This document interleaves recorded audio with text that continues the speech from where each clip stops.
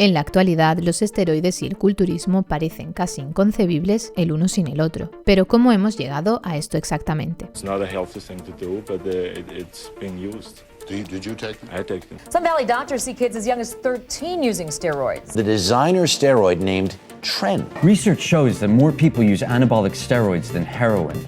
In fact, steroids are becoming some of the most popular drugs out there. Hoy vamos a abrir el melón de la historia de los anabólicos para tratar de entender cuándo exactamente empezaron los culturistas a usar esteroides. No hay duda de que Arnold y otros culturistas de la era de oro usaban esteroides, pero no está tan claro en la era de plata. Los años 40 y 50 produjeron físicos increíbles y legendarios como los de Steve Reeves, John Grimek, George Eiferman, Leroy Colbert, Marvin Eder y muchos otros. ¿Pero eran estos tíos naturales? ¿Estaban los esteroides disponibles entonces? Bueno, averigüémoslo. And I'm taking a steroid to heaven. Sabemos que todos los esteroides anabólicos son derivados de la testosterona, y esta fue sintetizada en 1935. Lo consiguieron casi simultáneamente Adolf Butenandt en Alemania y Leopold Ruziska en Suiza. Este descubrimiento les valió por un premio Nobel conjunto en química. Sin embargo, en el momento que sacas esto a relucir, la gente inevitablemente empieza a hacer comentarios diciendo que en realidad no importa porque ya había gente aislando y extrayendo testosterona de otras formas antes de que fuera sintetizada. En resumen, hay gente que asegura que ya había esteroides antes de 1935. Se sabe que se han estado usando testículos de animales durante milenios para crear todo tipo de pastillas, polvos y pociones. Normalmente estaban intentando tratar síntomas propios del hipogonadismo y la impotencia.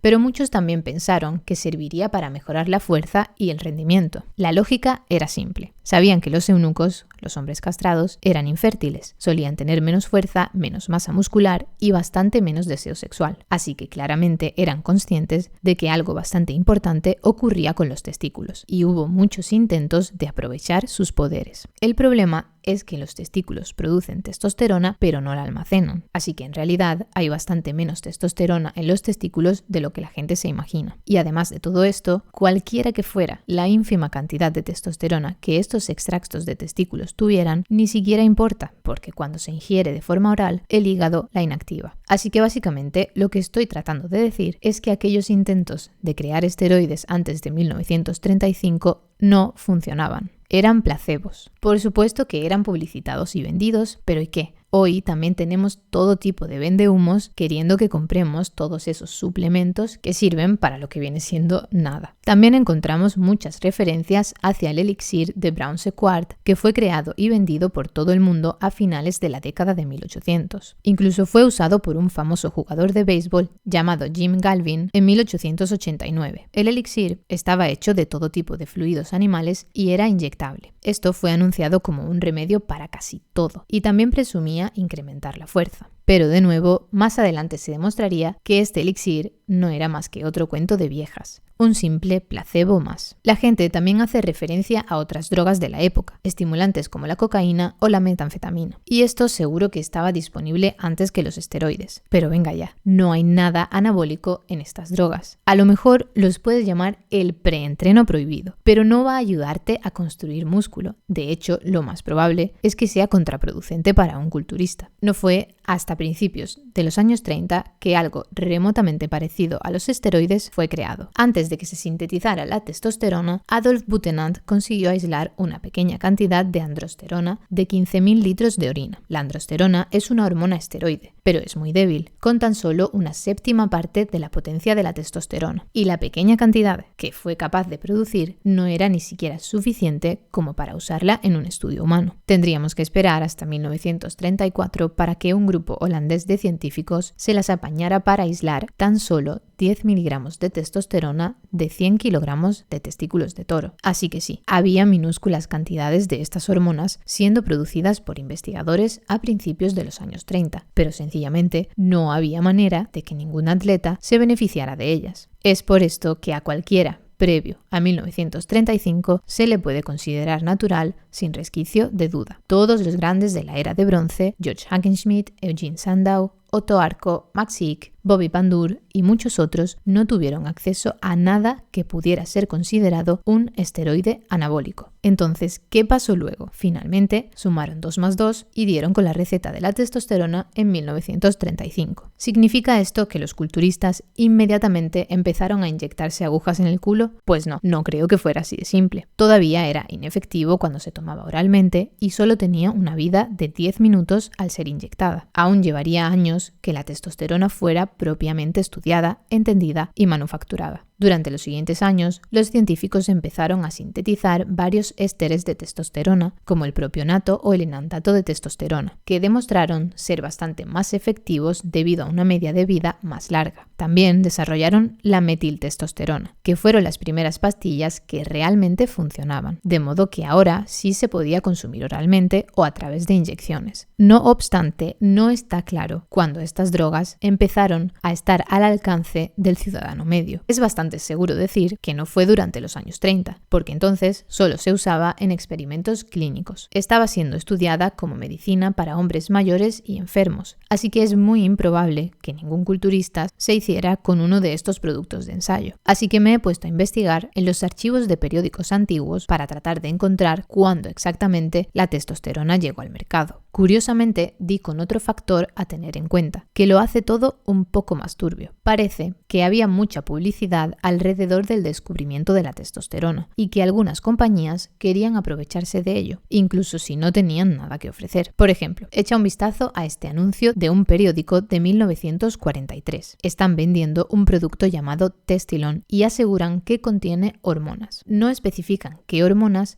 pero sobreentendemos cuáles con un nombre como Testilon. Tendría sentido que pensaras que esto significa que la testosterona ya estaba disponible a principios de los años 40. Pero veamos esto otro. Resulta que esta compañía se metió en problemas con la FDA en 1945 por ser engañosos con sus etiquetas. Este documento nos da los ingredientes del producto y podemos ver que contienen 0,05 gramos de algo llamado Substance or Kick, que es, redoble de tambores, testículos de toro. Y justo como he dicho antes, la FDA dice aquí que no hace nada cuando lo tomas oralmente. Así que de nuevo, volvemos a los placebos. Y al fijarnos en el anuncio de Testilon en 1948, después de que la FDA ganara el juicio, ahora solo habla de vitaminas y no hace ninguna referencia a hormonas. En definitiva, todo esto es para mostrarte lo difícil que en realidad es señalar el momento exacto en el que la testosterona empezó a estar disponible para el público. Aunque podemos encontrar estos anuncios de productos que aseguran tener hormonas o testosterona,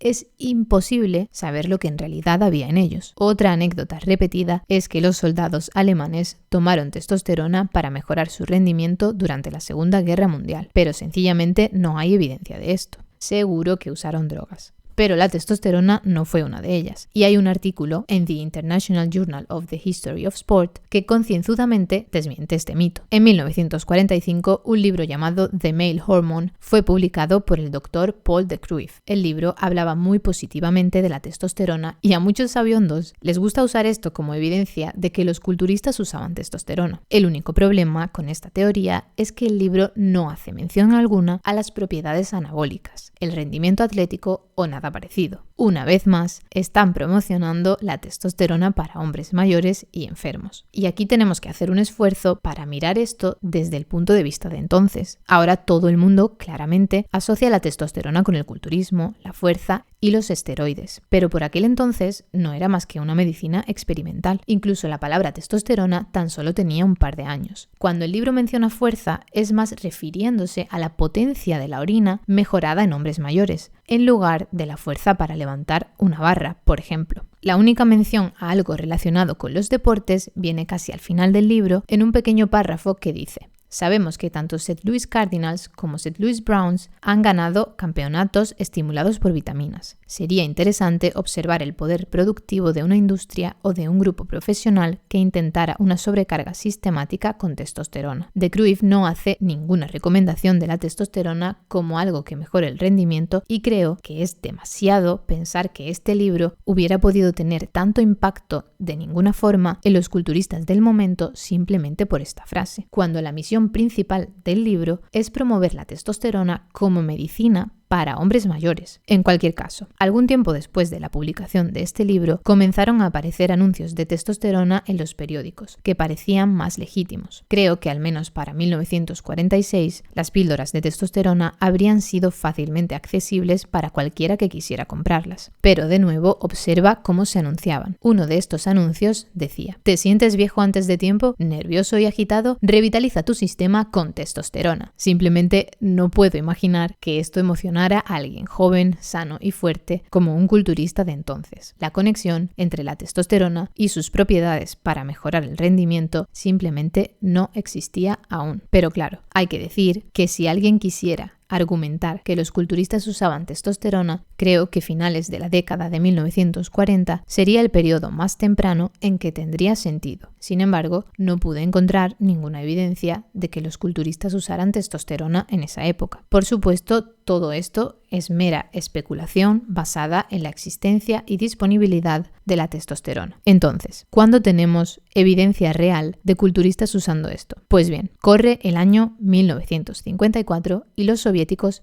están dominando el campeonato mundial de levantamiento de pesas en Viena. Presenciando esto se encuentra John Bosley Ziegler, médico del equipo estadounidense. El doctor Ziegler notó que los atletas rusos parecían sospechosamente velludos y descomunalmente grandes. Ziegler invitó al médico del equipo ruso a una taberna local y ambos empezaron a beber juntos. Como dice el refrán, in vino veritas. Y tras unas copas, después de que Ziegler le preguntara repetidamente qué demonios estaban tomando los levantadores rusos, el médico soviético finalmente reveló que sus atletas estaban siendo tratados con testosterona. Por supuesto, los efectos anabólicos de la testosterona explicaban la fuerza y el tamaño excepcional de los atletas rusos, y los efectos andrógenos explicaban la cantidad inusual de vello corporal. Al regresar a casa, Ziegler comenzó a experimentar con inyecciones de testosterona, tanto en sí mismo como en varios miembros del York Barbell Club de Bob Hoffman, incluido el retirado John Grimek. Sin embargo, los resultados no fueron buenos. Los atletas no notaron grandes mejoras en la fuerza y experimentaron muchos efectos secundarios desagradables. Ziegler sabía que debía encontrar otra solución si quería que su equipo tuviera una oportunidad contra los soviéticos mejorados químicamente. Entonces comenzó a trabajar con la compañía farmacéutica Ciba para desarrollar un fármaco con menos efectos andrógenos que la testosterona, pero que mantuviera las propiedades anabólicas. En 1958, Ciba lanzó su nueva creación, la metandrostenolona, que la compañía comercializó como Dianabol. Una vez que el equipo del York Barbell Club comenzó a usar este nuevo fármaco, los resultados fueron increíbles y la noticia se propagó como la pólvora. A principios de la década de 1960, levantadores de pesas ya clamaban por las misteriosas píldoras rosas del Dr. Ziegler, y aunque Ziegler solo prescribía Dianabol en pequeñas dosis, muchos atletas ya estaban empezando a abusar del fármaco para ganar ventaja en la competencia, a menudo con consecuencias horribles. El propio Ziegler desarrolló una enfermedad cardíaca debido a su experimentación con esteroides y murió de insuficiencia cardíaca en 1983 a los 63 años. Incluso condenó su invención antes de morir, pero ya era demasiado tarde. Dianabol y otros esteroides se habían apoderado completamente del culturismo y de muchos otros deportes. Desde finales de los años 50 y especialmente a partir de los 60, es seguro admitir que prácticamente todos los culturistas competitivos usaban esteroides. Solo hay que mirar estas revistas de Muscle Builder. A la izquierda tenemos a Steve Reeves en 1954, luciendo increíble y perfectamente natural. Luego, a la derecha, Hugo Labra en 1964. Es más que evidente que algo pasó en esos 10 años. Los culturistas, de repente, se hicieron mucho más grandes y definidos. Y esto solo empeoró a partir de ahí. Aquí está Sergio Oliva en la portada de Muscle Builder en 1968, luciendo absolutamente descomunal. Y por supuesto, esto continúa hasta el día de hoy, más de 60 años después. Resumiendo rápidamente, la era de bronce, cualquier momento antes de la década de 1930, puede considerarse 100% natural. Ni siquiera está en debate porque los esteroides simplemente no existían. Hay muchos físicos excelentes de esta era que seguiré cubriendo en detalle en este canal. Desde finales de los años 50 en adelante, los esteroides se apoderaron rápidamente del mundo del hierro y prácticamente todos los culturistas de la era de oro pueden considerarse no naturales. Hay una pequeña zona gris entre finales de los años 40 y mediados de los 50, cuando la testosterona estaba disponible en farmacias y por correo, pero se recetaba como medicamento para hombres enfermos y mayores, y aún no se entendía como un potenciador del rendimiento para atletas. No se puede descartar completamente que algunos atletas experimentaran con testosterona durante este tiempo, pero yo no he encontrado evidencia sólida que lo indique, así que en este canal continuaré cubriendo la historia del culturismo hasta principios de los años 50. Espero que este vídeo te haya resultado informativo. Si eres nuevo en el canal y no tienes claro a qué me refiero con las eras de bronce, plata y oro del culturismo, te recomiendo que veas este vídeo que aparece en pantalla ahora, donde lo explico en detalle. También puedes revisar mi lista de reproducción de culturismo de la vieja escuela para ver todos mis vídeos sobre las eras de bronce y plata. Como siempre, ha sido un placer, muchísimas gracias y nos vemos en el próximo.